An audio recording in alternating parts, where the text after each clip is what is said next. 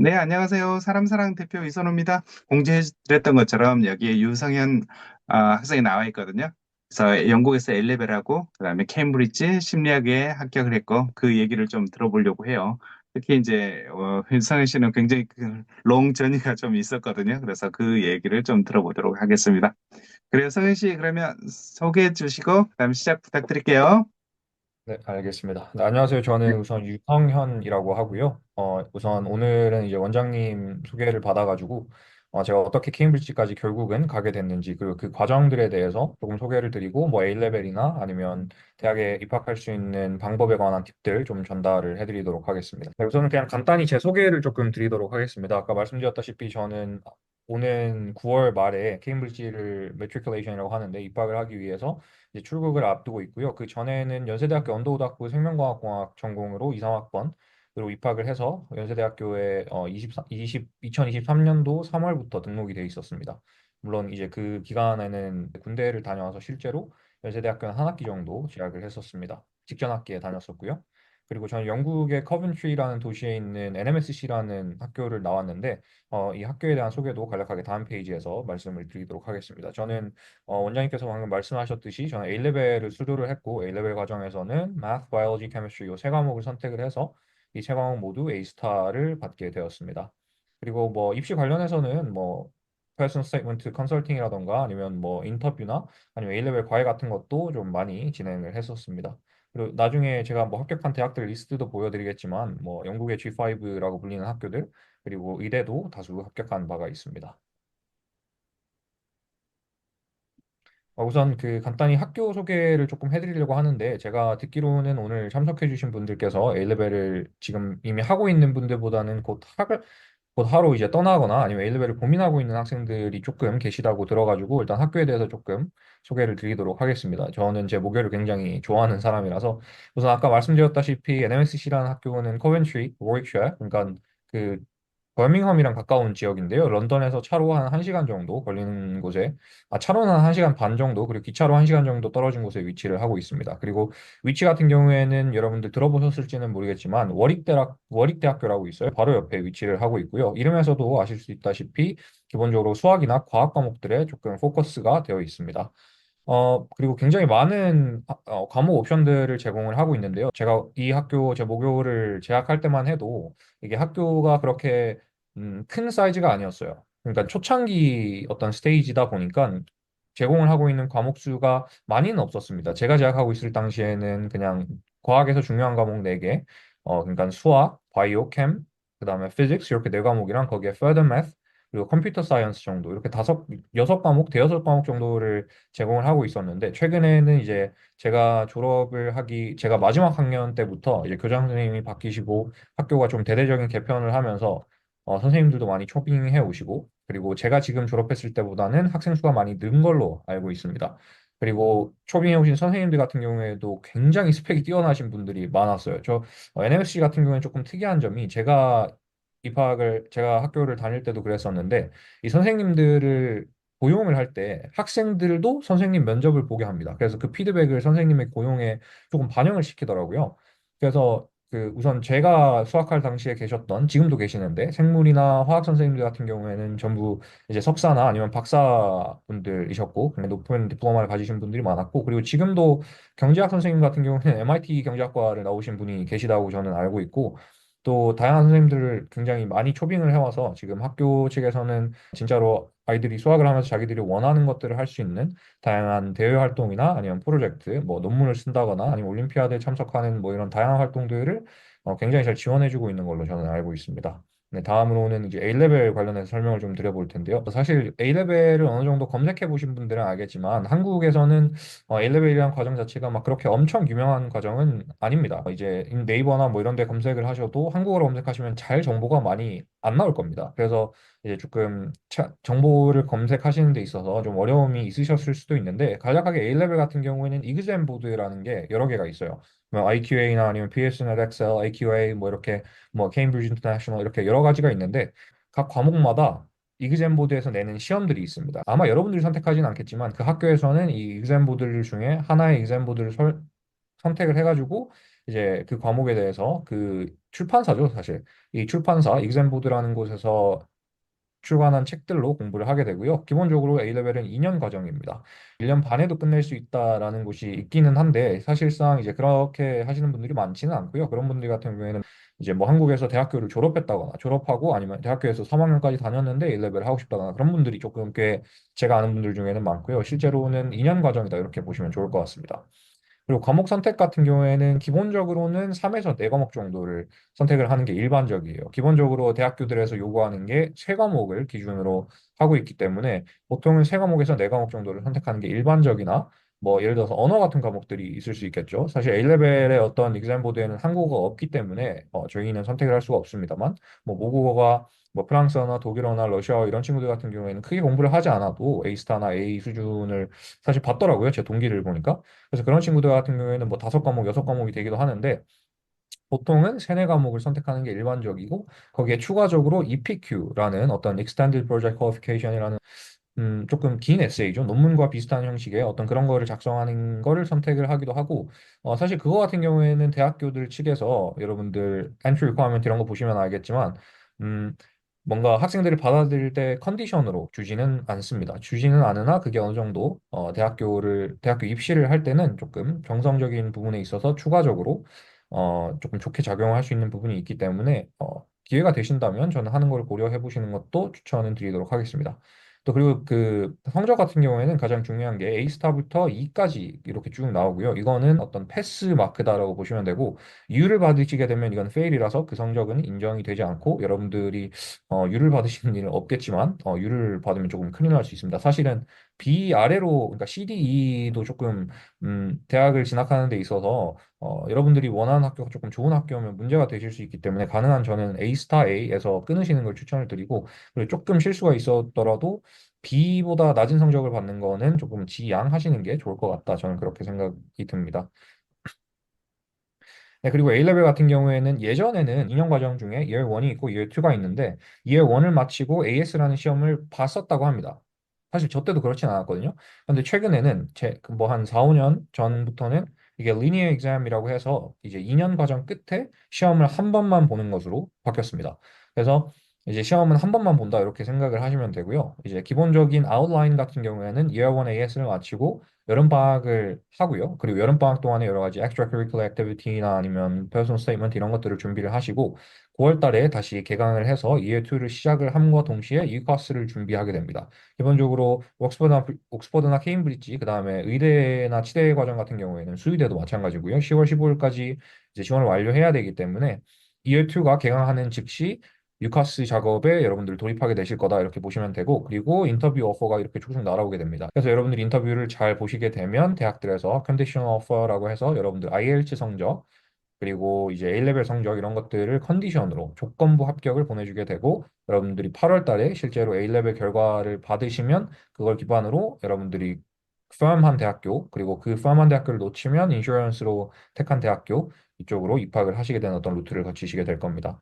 그리고 A레벨 같은 경우에는 사실 수능처럼 이걸 한 번 치면 다음 해 그게 익스파이어 돼서 뭔가 만료가 돼가지고 다시 봐야 되고 이런 게 없습니다. A레벨은 그냥 합격하면 끝입니다. 그 점수가 나오면 그게 평생 가는 어떤 자격이기 때문에 여러분들 한 번에 확실하게 끝낸다는 마음가짐으로 대학은 재수를 할 수가 있는데 A레벨 같은 경우에는 리셋이라는 뭐 프로그램이 있긴 하지만 리셋을 하게 되면 대학교에서 조금 안 좋게 보는 경향이 있어서 한 번에 좋은 성적을 받아야겠다 이렇게 생각을 해주시면 좋을 것 같습니다. 물론 unlike IELTS라고 정하는데 IELTS는 2년 그 expiration date가 있으니까요.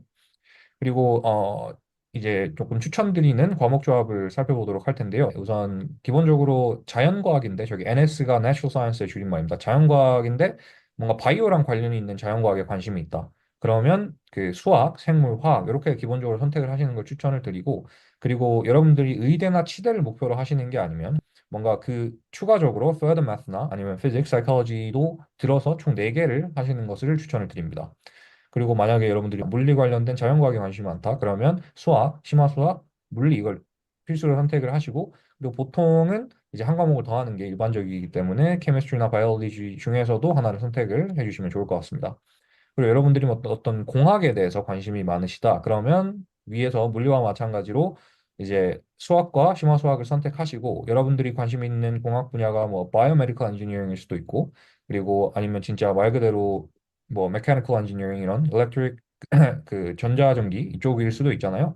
그러니까 그 부분에 따라서 여러분들이 물리나 생물을 선택하시고 추가적으로 화학을 선택하시거나 이런 식으로 진행을 하시면 좋을 것 같습니다. 그리고 제가 개인적으로 드리고 싶은 어떤 팁 같은 건데 저는 A레벨을 3개를 했다고 말씀을 드렸잖아요. 근데 제가 그 과목을 선택하는 과정에 있어서 저는 처음에는 4개를 하려고 했습니다. 학교에서 이제 처음에는 원하는 과목 수요 조사를 받았고 그리고 대학교를 지원할 때 어떤 대학교 지원을 희망하느냐 하는 것도 이제 지원을 학교에서 받았었는데 저는 그때 이제 수학, 심화 수학, 생물, 화학을 이렇게 신청을 했었습니다. 근데 제가 거기에 지망하는 과를 그때 당시에는 medicine이라고 의대를 지망한다고 써냈기 때문에 의대 같은 경우에는 심화 수학을 다른 한 과목으로 인정을 안 하는 경우가 많아요. 그러니까 오퍼를 보낼 때 그냥 심화 수학을 들었더라도 그게 그래 들었구나. 근데 우리는 상관없어. 이런 식으로 받아들이는 대학교가 많고 실제로 오퍼를 줄 때도 그냥 심화 수학을 뺀 나머지 3과목으로 오퍼를 주는 경우가 많기 때문에 그리고 의대 같은 경우에는 다른 엑스트라 커리큘러를 해야 하는 것들이 많아요. 뭐 예를 들면 쉐도잉도 해야 되고 volunteer experience도 있으면 좋고 뭐 그 외에 리딩이라던가 아니면 EPQ를 할 수도 있고요.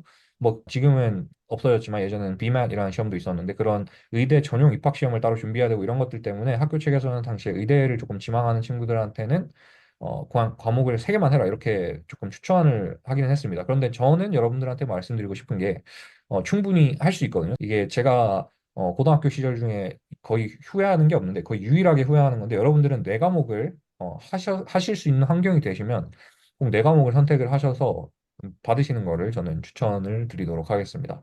네, 그래. 지금 그 과목에 대해서 얘기를 했는데, 의대는 사실은 과목 수하고 별로 상관이 없어요. 그렇죠. 세 네. 가지만 하면, 그러니까. 하지만 다른 이제 케임브리지라든지, 엠페리얼이라든지, 공대라든지, 뭐 이런 쪽은 네 과목 하는 게 여러 부분에 좀 도움이 되는 부분이 좀 있거든요.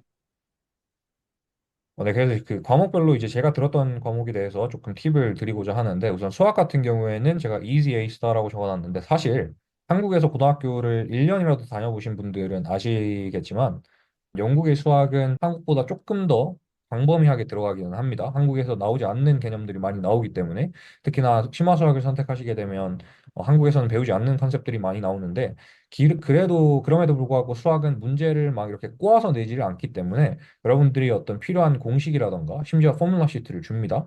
그렇지만 여러분들이 필요한 공식이나 아니면 뭔가 필수적으로 외워야 되는 그냥 쉬운 어떤 한국에서는 당연하게 받아들여지는 뭐 삼각함수의 특정한 비율이라던가 아니면 관계, 뭐 그래프를 그릴 때 이 비율 같은 것들을 여러분들이 알고 계시면 수학은 사실 저도 저 때는 코로나 때문에 시험이 취소가 돼가지고 5주 동안 매주 시험을 봤거든요. 매주 시험을 봤는데 수학은 그 5주 동안 본 시험 중에 틀린 게 손에 꼽을 정도로 어느 정도 전략 과목으로 여러분들이 가져가실 수가 있고 사실 수학은 한국인이라면 A스타나 A를 받는 게 그렇게 어렵지 않다. 뭐 물론 노력이 필요하겠지만 다른 과목들에 비해서는 상대적으로 노력을 덜 해도 A스타를 받기가 수월하다.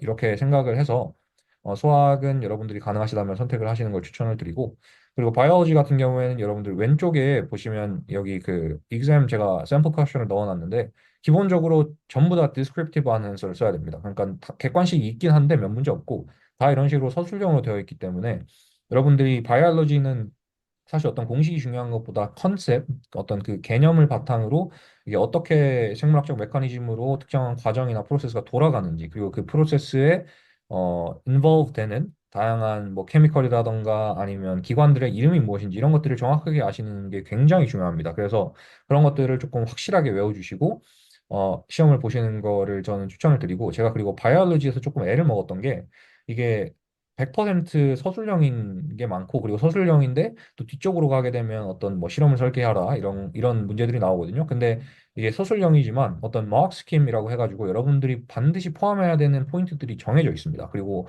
그 포인트들을 포함해야지만 점수를 주거든요.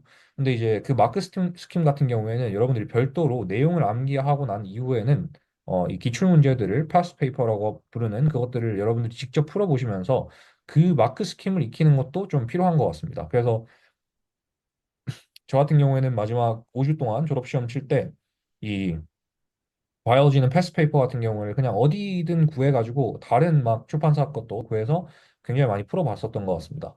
그래서 그런 부분들이 좀 많이 도움이 됐고요. 그리고 케미스트리 같은 경우에도 사실 바이올로지랑 동의를 하기는 한데 이제 케미스트리는 조금 더 수학적인 부분들이 많이 가미가 되어 있다라는 게 차이점입니다. 당연히 화학에서 나오는 다양한 공식들이나 계산식들 암기를 해주시면 좋고요. 그리고 어떤 분자량이라거나 아니면 특정한 밸류들이 있는데 그게 많이 나오면 사실 패스 페이퍼를 풀다 보면 외워지는 게 있어서 뭐 크게 걱정은 안 하셔도 되는데 그런 것들을 조금 의식적으로 외워주려고 하시면 좋을 것 같고 특히 이제 유기화학, 오가닉 케미스트리라는 부분은 한국에서는 잘 다루지 않아요. 사실 대학에서도 전공이 아니면 이쪽은 잘 다루지를 않는데 어, A레벨에서는 이게 조금 비중 있게 나옵니다. 그래서 이 오르가닉 케미스트리 같은 경우에는 생물이랑 비슷하게 어떤 그 유기물의 이름 그리고 유기물이 어떻게 어떤 메커니즘으로 어떤 다른 유기물로 전환되고 뭐 산화되고 이런 반응들 이런 것들의 메커니즘 이런 것들을 여러분들이 다 암기를 해주실 필요가 있고요. 그리고 계산기를 사용을 할 수는 있습니다만 어떤 간단한 숫자들 같은 경우에는 빠르게 조금 계산할 수 있는 연습을 해주시면 화학은 시험을 치는데 그리고 시간을 단축하는 데 좀 큰 도움이 되실 거라고 생각을 합니다. 그래서 팁 같은 경우에는 전반적으로 여러분들이 어떤 과목을 선택하시든 간에 반드시 기출 문제를 많이 풀어보시는 거를 추천을 드리도록 하겠습니다. 네. 그 여기서 좀 질문인데 혹시 그 NMSC 다녔잖아요. 그래서 네. 수학, 화학, 생물 뭐 이런 걸 가르쳐 줬을 텐데 학교에 대해서 좀 학교 선생님에 대해서 얘기해 주실 수 있는 게 있어요? 우선 수학부터 말씀을 드리면 저는 수학 선생님이랑 굉장히 친했습니다. 그리고 그분 같은 경우에는 굉장히 친화적인 분이셔가지고 이제 뭐 한국에서처럼 조금 딱딱한 그런 분위기라기보다는 그냥 선생님 이름을 부르고 뭐 친하게 뭐 물어보신 거 다 물어볼 수 있고 이런 분위기였는데 영국을 갔을 때 사실 수학에서 커버하는 개념들을 어느 정도 대부분 알고 있는 상태였어서 뭔가 수업에서 받아들이는 거는 큰 어려움은 없었지만 제 동기 중에 그 뉴질랜드에서 온 형이 한 분 있었거든요. 근데 그분 같은 경우에는 수학을 조금 못하는 편이셨어요. 뭔가 수학적 백그라운드가 그렇게 크지 않아서 이전에는 수학을 거의 안 하시던 분이었는데 그분 같은 경우에도 학교의 도움을 아주 많이 받아서 그 선생님이 되게 잘 챙겨주셨거든요. 결국은 그 형도 제가 알기로는 A스타를 받았고 수업은 이제 또 소규모로 진행이 되다 보니까 이제 선생님의 어텐션을 충분히 많이 받을 수 있는 점이 굉장히 좋은 것 같고 바이올로지 같은 경우에도 실험이 특성상 바이올로지나 케미스트리 많다 보니까 수업이 그렇게 막 한국처럼 한 반에 20명, 30명씩 있고 그렇지가 않아요. 저 때는 한 8명에서 많아도 10명, 6명이었던 수업도 있었고요. 그래서 이제 그런 식으로 진행이 되기 때문에 조금 배우는 것 자체도 효율적으로 배울 수 있고 그리고 선생님들이 수업 중간중간에 계속 질문을 하십니다. 한국처럼 어떤 일방향적으로 소통을 하는 게 아니라 선생님이 뭐 이런 개념을 뭐 예를 들어서 켈빈 사이클에 대해서 설명을 했다. 그러면 그 사이클을 설명을 하시고 이제 갑자기 막 지금까지 이해한 걸 한번 설명해 보겠니? 뭐 이런 식으로 질문을 하시기 때문에 학생들 입장에서는 조금 두려울 수 있지만 배움의 측면에서는 아주 효율적인 방법으로 수학이 가능하다 이렇게 말씀을 드리고 싶고 그게 사실 저희 학교가 내세운 어떤 장점이 아닌가 이런 생각이 듭니다. 그리고 이제 선생님들 같은 경우에는 아까 말씀드렸다시피 뭐 석사 박사까지 하신 분들이기 때문에 그 분야에 되게 정통하다면 정통할 수 있고 근데 그런 것보다 자기 본인 당신들께서 가르치는 과목을 사랑하시는 분들이 너무 많기 때문에 이제 그런 측면에 있어서도 좀 동기부여가 되고 이런 측면이 좀 큰 것 같습니다. 음. 그래. 한 반에 지금 맥시멈 12명이거든요. 그래서 8명에서 12명 사이 이렇게 되고 말씀했던 것처럼 여기 NMS가 선생님들이 질문하고 학생들이 답변하고 뭐 이런 환경이 많이 잘 되어 있거든요. 그래서 뭐 옥스퍼드, 캠브리지, 그다음에 의대 뭐 등 인터뷰를 준비한 학교 전공 뭐 이런 사람들에게는 좀 많이 도움이 될 거라고 생각됩니다. 네, 그럼 이제 제가 왜 이 심리학, 사실은 심리행동과학이긴 한데 이 전공을 선택하게 됐는지를 조금 말씀을 드리도록 하겠습니다. 우선 심리행동과학 같은 경우에는 그 이름에서도 여러분들이 아실 수 있다시피 인간의 뇌나 정신 상태에 대해서 탐구를 하는 학문이에요. 우리가 어떻게 어떤 방향으로 행동하고 생각하고 반응하는지, 왜 그렇게 하는지, 뭐 예를 들어서 여러분들이 갑자기 피자가 먹고 싶다, 아니면 뭐 누군가를 매력적으로 느낀다, 그러면 왜 그런지에 대해서 탐구하는 한 브랜치라고 볼 수가 있고요. 물론 제가 그쪽에 관심이 있긴 합니다만. 그리고 제가 개인적으로 관심이 있는 부분은 우리 기억이 어떻게 형성이 되고 그리고 기억의 중첩이 발생했을 때 그런 기억들이 우리의 자아 형성에 어떻게 기여를 하는가 그리고 어, 현재 여러분들이 여러분들로서 여러분들 스스로를 인식할 수 있는 어떤 생물학적 메커니즘이 무엇인가 이런 것들에 저는 관심이 많아서 기본적으로 이 학과 진학을 선택을 하게 됐고 사실 저 같은 경우에는 원래는 의대를 지망을 했었고 의대를 또 실제로 뭐 세네 곳 공식적으로는 세 곳이고 지금 제가 합격증을 안 가지고 있어서 이제 조금 뭐 말씀드리기는 그렇지만 비공식적으로 한 다섯 군데 의대를 합격을 했습니다. 네, 그래서 원래는 의대를 가기로 했었는 가려고 생각을 했고 실제로 이제 그냥 붙었으니까 가야겠다 뭐 이런 생각을 했었는데 의대를 저는 결과적으로는 포기했습니다. 그냥 가지를 않았는데 그 이유가 뭐냐면 우선 기본적으로 의대 같은 경우에는 너무 길어요. 그러니까 전문의까지 가는 데가 일단 너무 길고요. 의대는 6년 과정에 전문의까지 하면 전문의 이제 군대 갔다 오는 것까지 하면 남자 기준으로 보통 한 15년 정도 걸리거든요. 전문의까지 따는데. 그런데 그 과정에 있어서 뭔가 물론 스페셜라이즈 되는 부분이 있겠지만 너무 일단 저는 과정이 길다고 생각했습니다. 그리고 제가 투자해야 되는 부분들이 너무 크다고 생각했고, 그 시간을 제가 다른 분야에 투자를 하면 뭐 충분히 박사도 받고, 제가 원하는 분야에 스페셜라이즈를 할 수 있지 않을까. 나는 무조건 개원을 해서 제가 의원을 차려야지 이런 생각이 전혀 없었기 때문에 이제 좀 그런 생각을 많이 했었던 것 같고요. 그리고 어떤 면허가 주는 안정감 부분에 있어서는 사실 의대가 굉장히 매력적인 선택인 것도 맞습니다.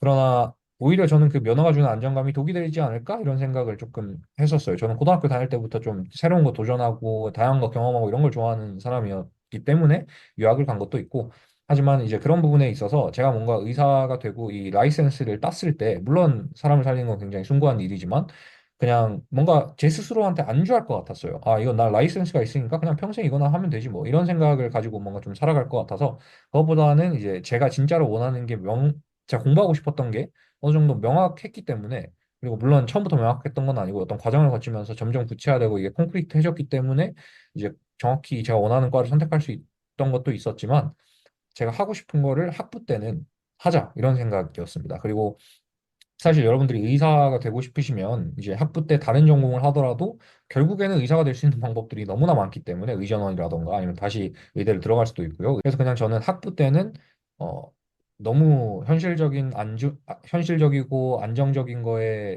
목매달고 안주하지 말고 그냥 내가 공부하고 싶은 거 공부하자 이런 생각으로 결국은 이 과를 선택을 하게 되었습니다. 네.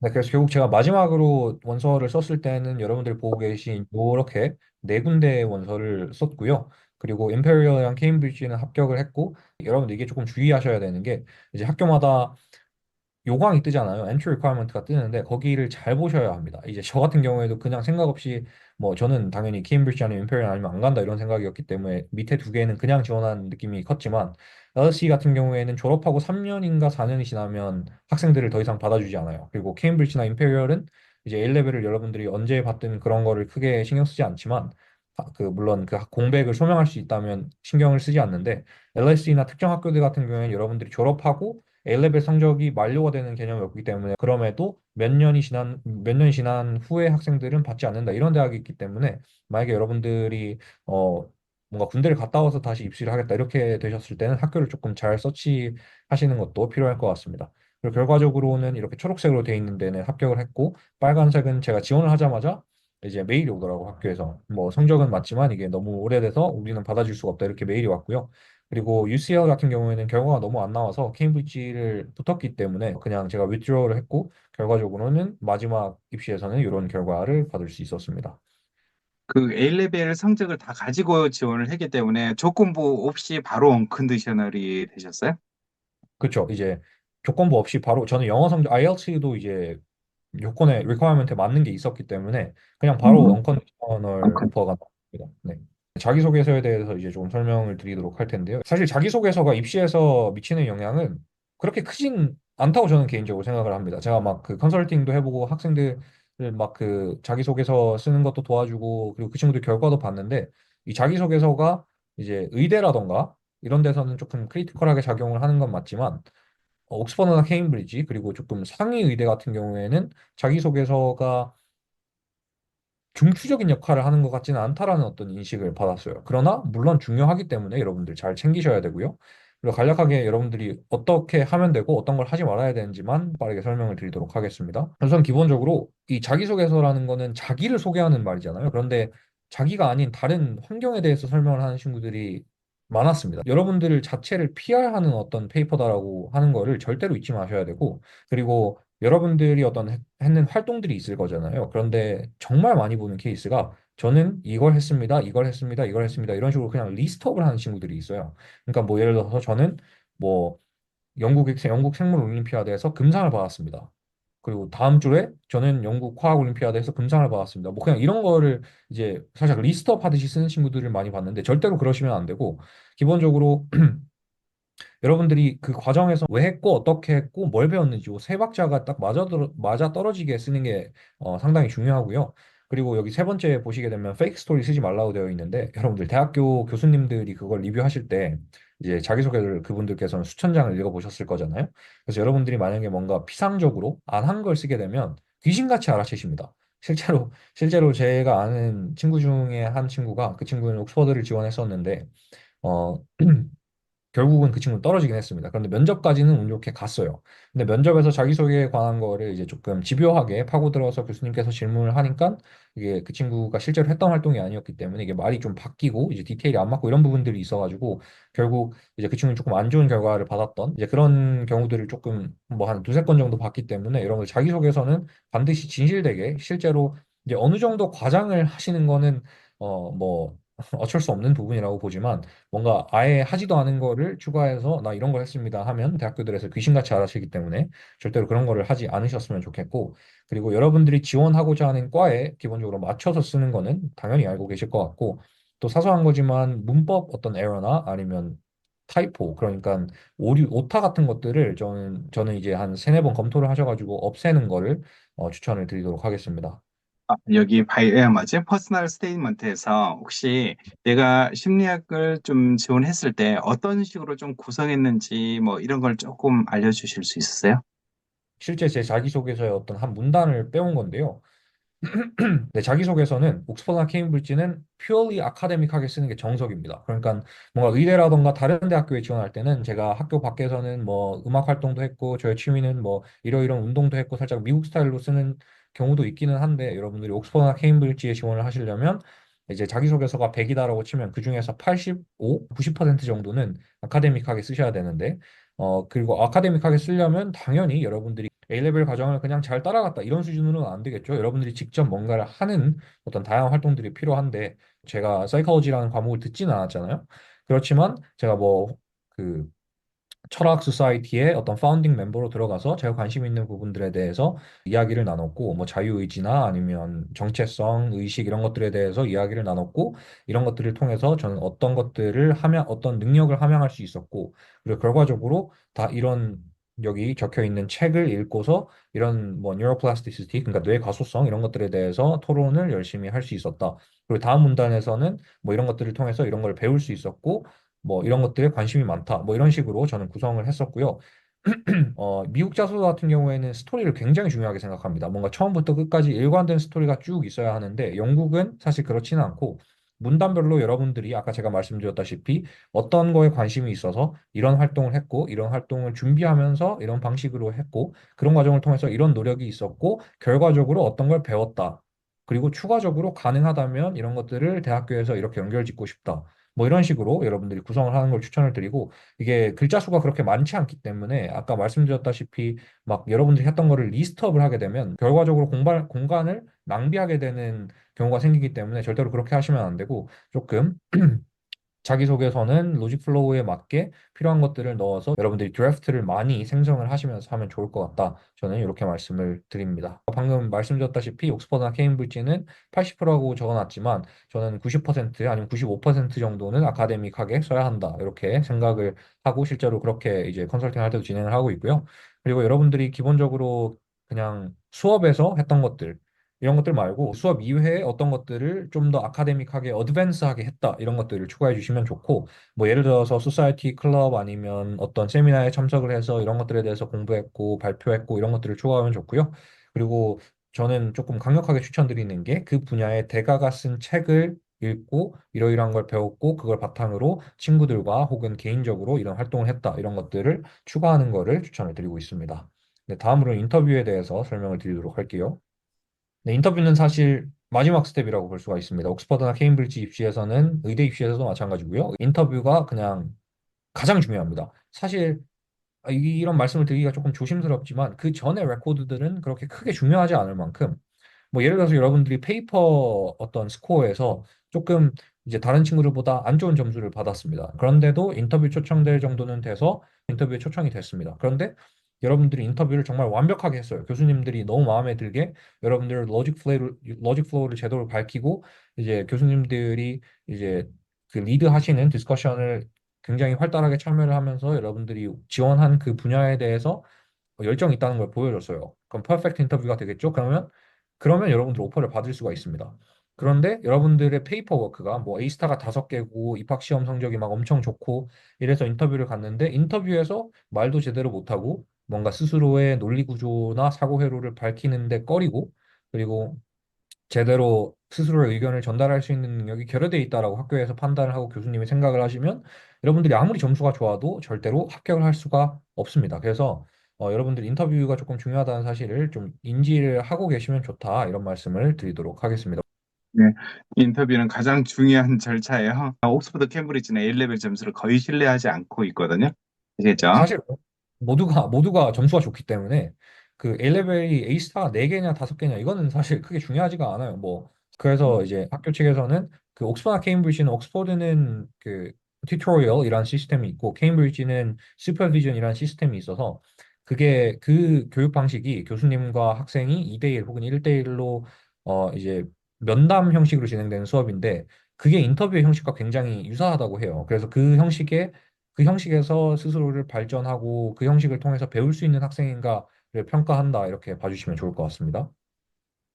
그리고 질문이 있어서 질문 좀 답변하고 넘어갈까요? 네.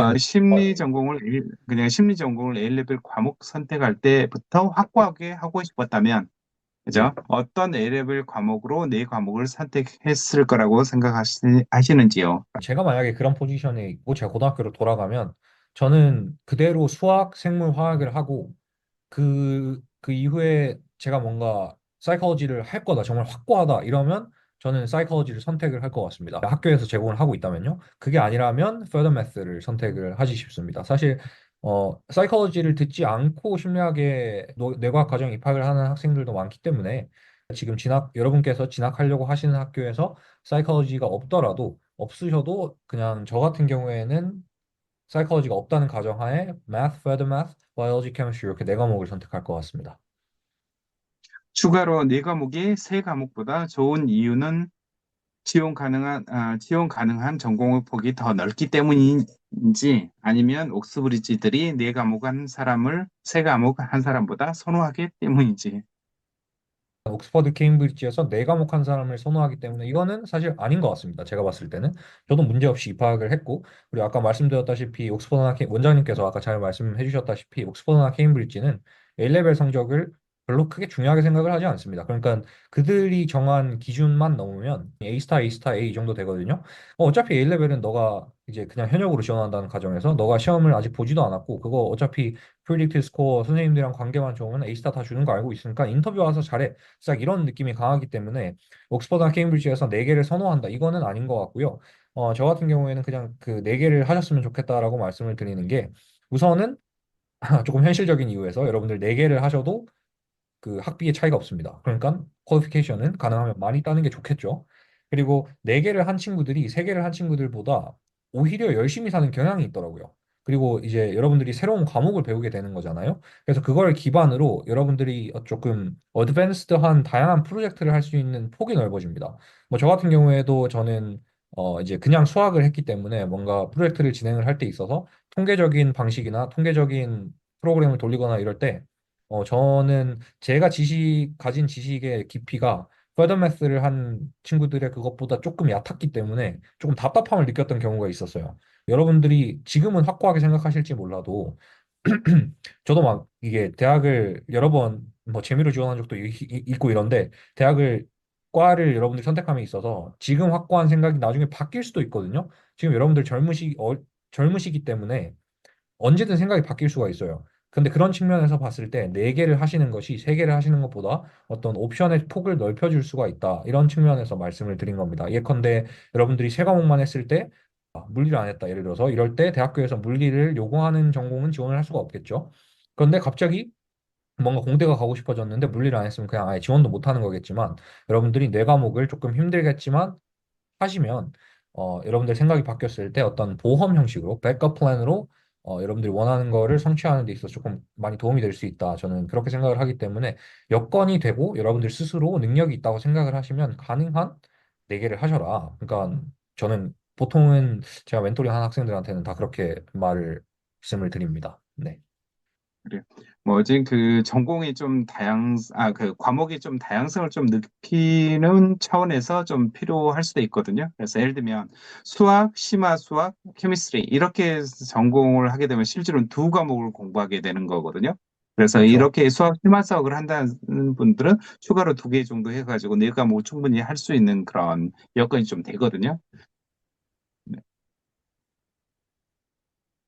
그리고 이제 네. 팁을 조금 드리도록 할 텐데 입시에서 별 생각 없이 초안을 그냥 내버리는 친구들이 있습니다. 절대로 그러시면 안 되고 최소한 세 번, 네 번 정도는 수정을 거치셔가지고 여러분들이 자기소개서를 조금 다듬어서 최대한 다른 사람들한테 체크도 받고 선생님들한테 조언도 얻고 해서 조금 여러 번 퇴고 과정을 거치는 것을 추천을 드립니다.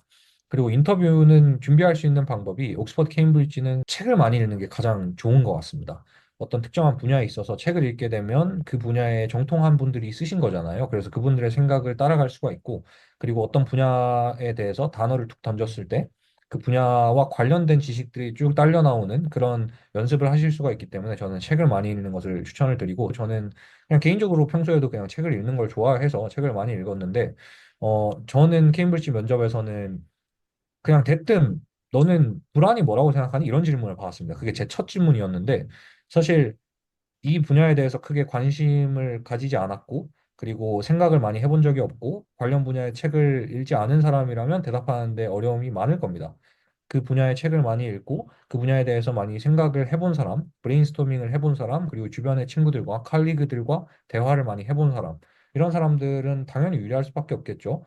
그래서 그런 것들을 많이 연습하시는 걸 추천드리고, 그리고 여러분들이 거울 보고 말씀을 하시는 거랑 그리고 여러분들 친구들이랑 실제로 소통하는 거랑 사람에게 말을 하는 거랑 다르기 때문에, 그러니까 예시 인터뷰 연습 이런 것들을 여러분들 주변 사람들과 선생님들과 친구들과 많이 진행하시는 거를 추천을 드리도록 하겠습니다. 또 뭔가 뭐 자기소개서나 인터뷰 그리고 대학교 지원 이런 것들에서 도움이 필요하시면 언제든지 원장님 통해서 연락을 해 주시면 좋을 것 같고요. 제가 궁금한 게 있는데 아까 불안이 뭐라고 물어봤다고 그랬나요? 네네네. 네. 혹시 뭐라고 답변하셨어요? 제가 사실 그게 인터뷰를 한 게 12월 달이기 때문에 기억이 정확하게 나지는 않습니다만, 저는 불안은 생존의 필수적인 감정이다. 뭐 이런 식으로 대답을 했던 것 같습니다. 불안이라는 거는 이제 사람이 모두가 자연적으로 느끼는 감정이고, 사이코패스나 아니면 스키조프레니아 이런 질환들을 가진 사람들도 불안이라는 정서적인 스테이트는 반드시 가지고 있기 때문에 그게 진화적인 관점에서 봤을 때 생존을 위해서 필수적인 것이 아닌가 하는 생각이 든다라고 말씀을 드렸고, 그럼에도 불구하고 불안이 심각해서 뭔가 우울증이나 디프레션 단계로 넘어갈 경우에는 적절한 조치가 필요하다 이런 식으로 답변을 했던 것 같습니다. 음, 그래요. 사실 인터뷰에서는 답이 정해져 있지 않는데 얼마나 논리적으로 그걸 대응하느냐, 뭐 이런 것들이 좀 포인트인데, 이제 볼게요. 예. 이제 자기소개서랑 인터뷰를 위해서 제가 뭘 했냐 이런 것들을 간략하게 적어봤는데, 자기소개서 같은 경우에는 그냥 일단 쓸 거리를 저는 많이 만들기 위해서, 그리고 NMSC의 정규 커리큘럼을 따라가다 보면 이런 것들은 다 참여를 하게 되거든요.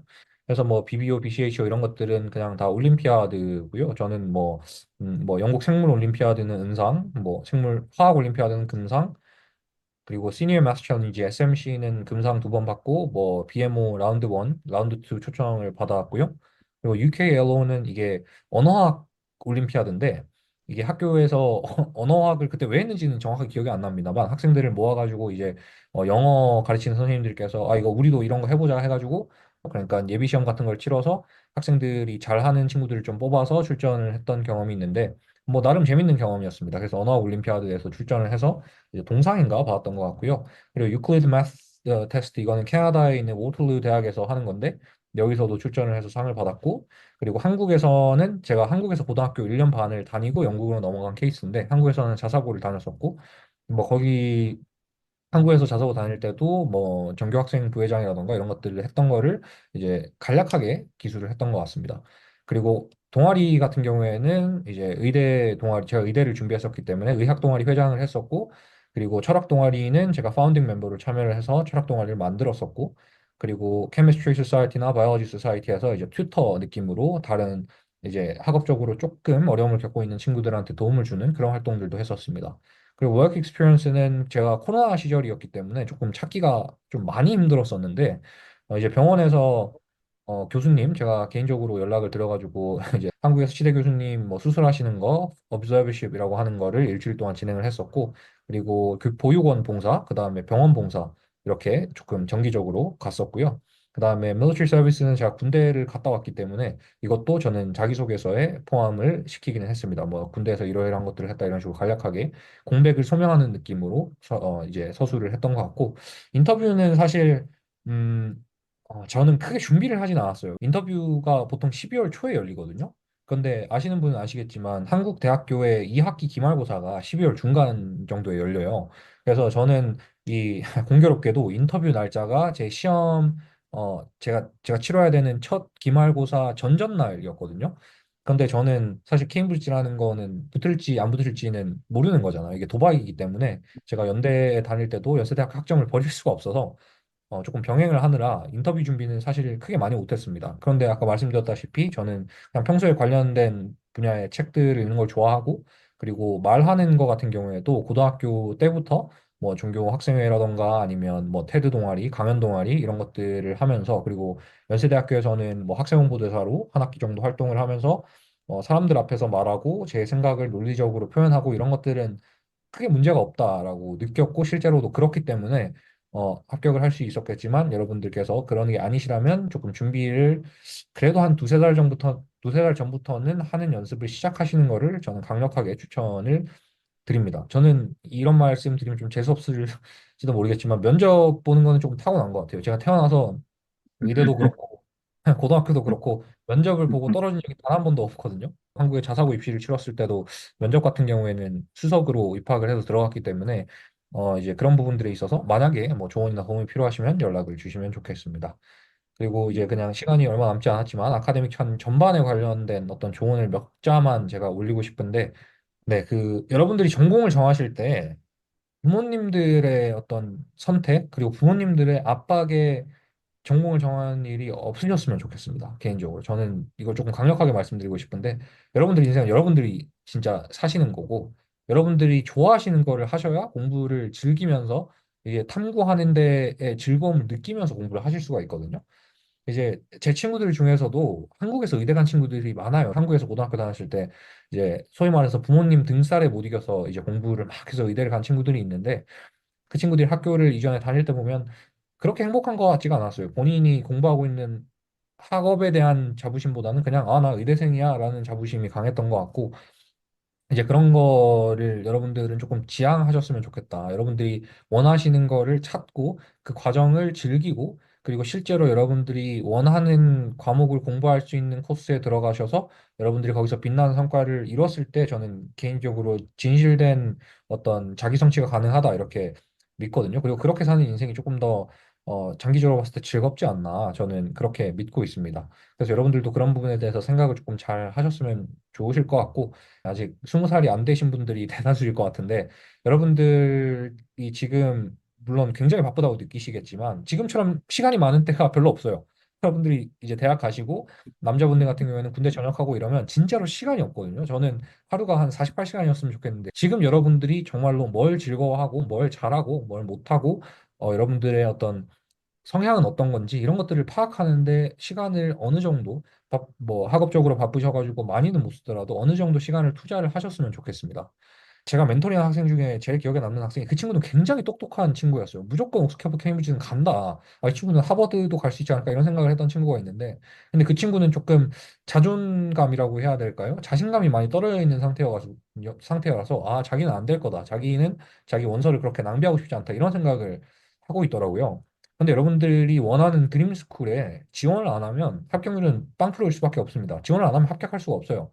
그래서 여러분들이 원하는 학교가 있으면 두려워하지 마시고 지원을 해서 도전해 보시라 이렇게 말씀을 드리고 싶고요. 그 과정 자체를 물론 고달프고 힘드시겠지만 그 과정 자체를 어느 정도 즐길 수 있는 자세도 필요하다 이렇게 생각을 합니다. 사실 돌이켜보면 그게 다 그냥 추억이 되고 나눌 수 있는 어떤 이야기거리들이 되거든요. 그냥 할 수 있다고 믿고 밀고 나가십시오. 그냥 열심히 지금 해야 할 일을 하시다 보면 여러분들이 음. 원하는 거에 도달되어 있을 겁니다. 그리고 주변에 여러분들 좋은 사람들 많이 계시잖아요. 그래서 과정 중에 질문이 있으면 뭐 저가 될 수도 있고 원장님이 될 수도 있고 아니면 주변에 멘토분들이 되실 수도 있는데 그분들한테 그냥 자유롭게 질문을 하셔서 의문점들을 하나하나 해결해 나가시면서 성장을 하셨으면 좋겠습니다.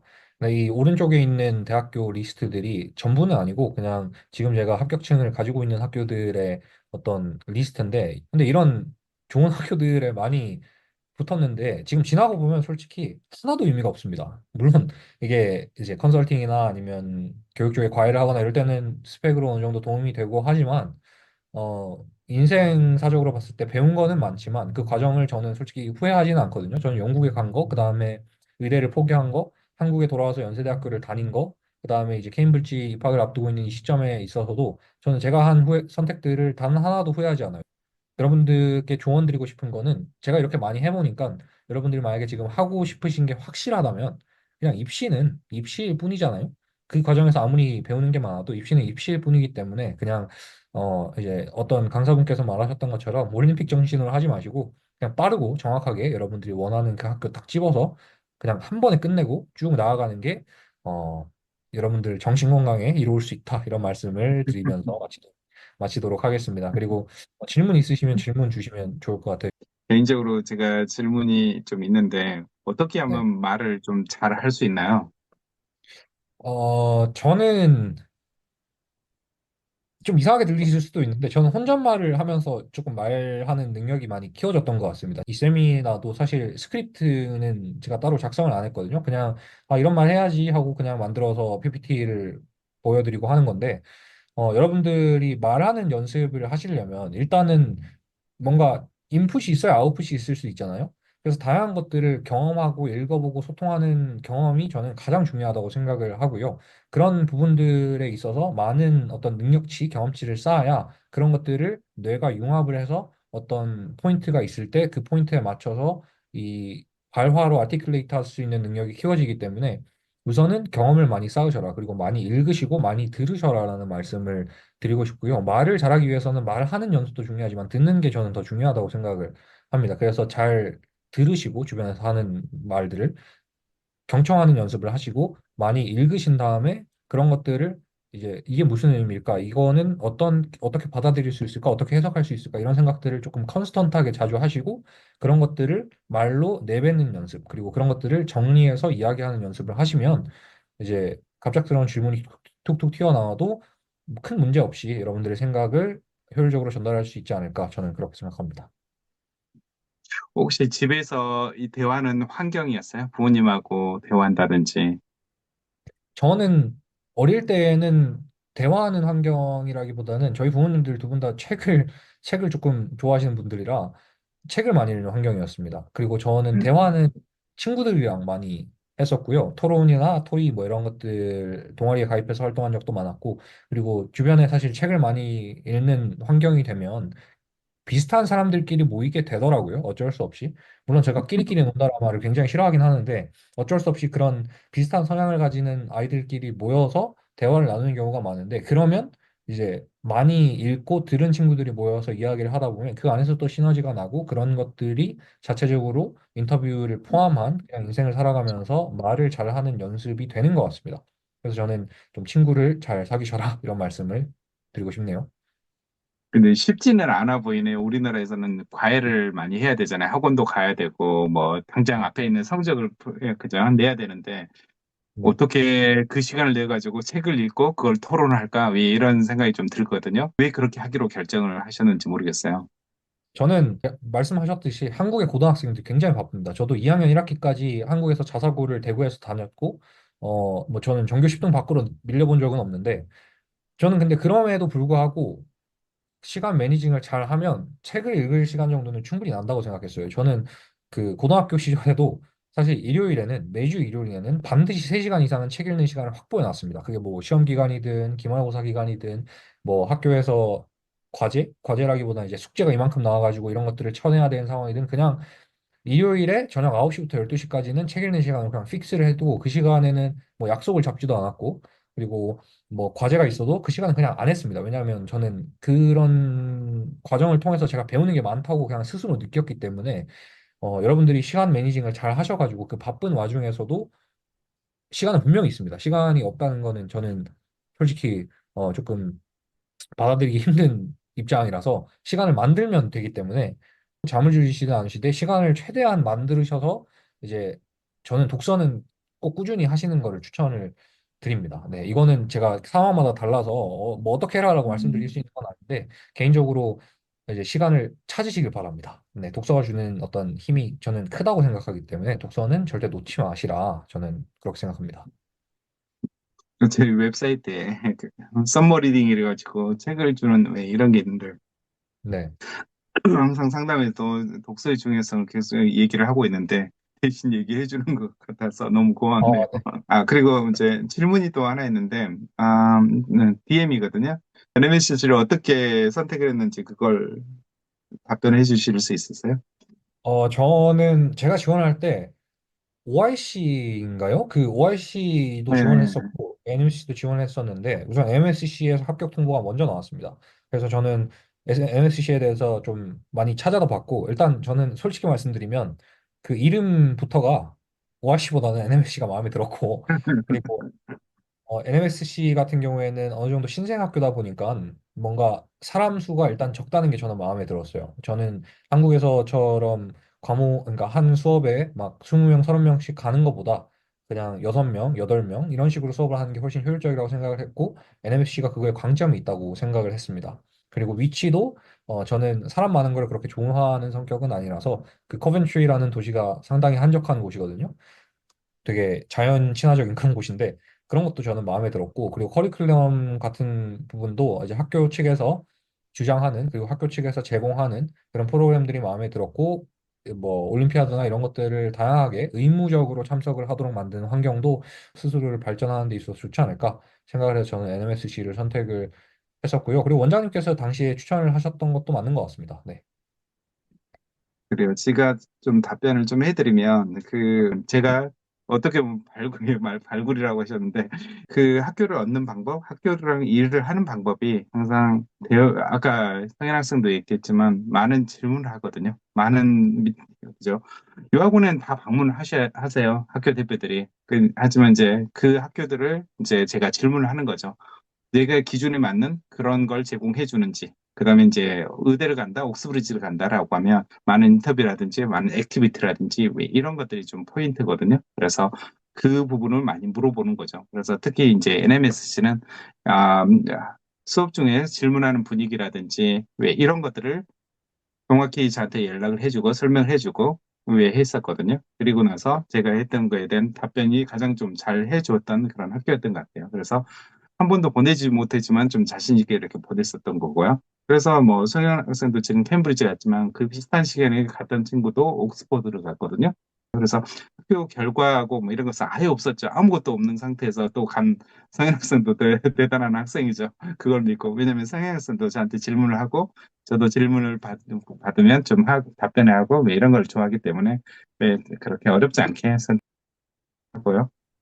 예. 네, 그리고 이제 그 원장님께서 이제 좀 케어를 많이 해주신다고 느낀 게 제가 실제로 영국에 있을 때 원장님께서 학교를 오셨어요. 그래서 이제 원장님을 영국에서 그때 한번 실제로 학교를 다니면서 뵀었는데 그런 식으로 이제 학교를 좀 많이 챙겨 주신다는 느낌을 강하게 받았고 실제로 그렇게 하고 계시기 때문에 여러분들께서는 좀 뭐 이런 말씀드리기 좀 그렇지만 유학원을 굉장히 올바르게 선택하신 게 아닌가 저는 그런 생각이 듭니다. 네, 감사합니다.